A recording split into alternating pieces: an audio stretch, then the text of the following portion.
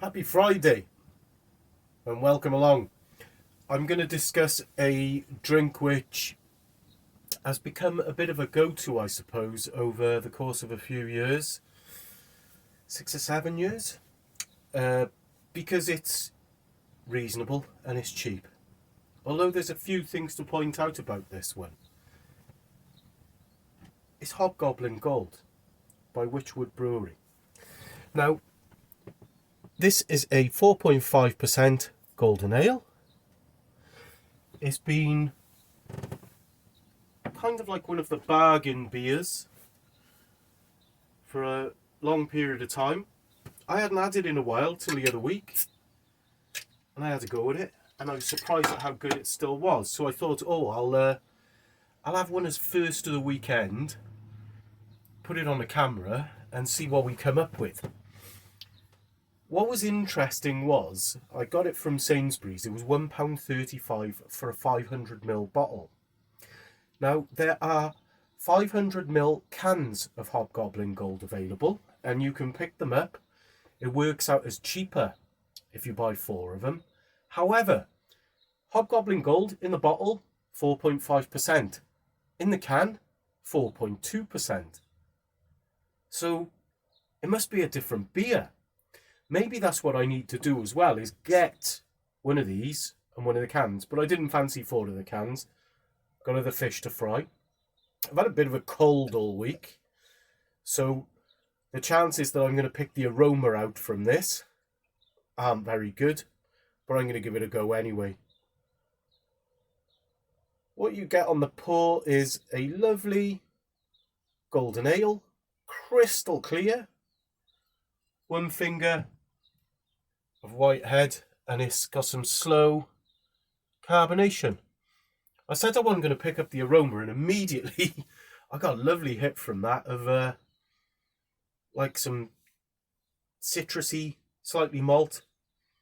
Just a lovely ale smell, you know? And yeah, it's quite a light, refreshing smelling beer with a bit of lemon, bit of that kind of, from the citrus fruits, the kind of lemony, limey, definitely lime coming through on that, despite my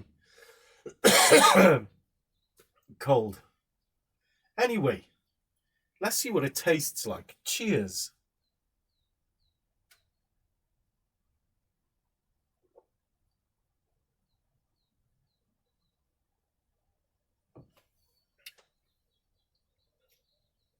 So it's a lovely zesty mouthfeel. It's not overly carbonated, it's not gassy, but it's enough to push that. And it is, now I'm getting kind of orange peel kickback bitterness, which isn't unpleasant. It is slightly metallic, slightly, as they say, astringent.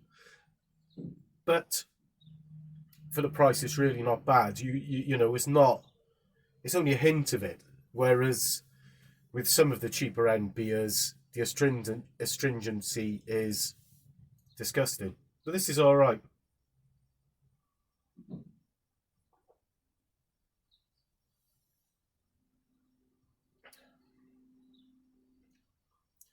So it's kind of nice, smooth, you know, somewhere between like a lager and a beer flavour to begin with, if you know what I mean. Like a beer and a lager and an ale flavour is in between that, which you certainly would appreciate from the colour. And then you get that nice citrusy bitterness to finish off. This is really good. You could smash a couple of these, no problem at all, as I have done. And on a Friday evening in April,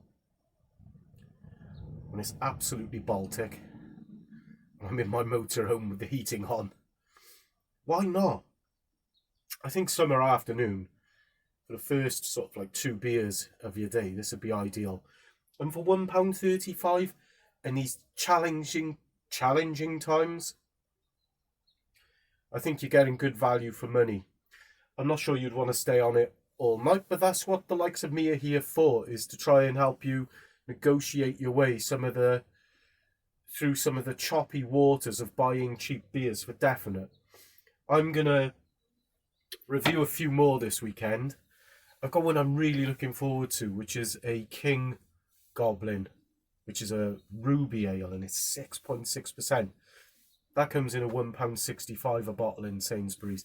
Again, for a beer of that strength, and if Hobgoblin's anything to go by, and this is the same branding, I expect good things from it.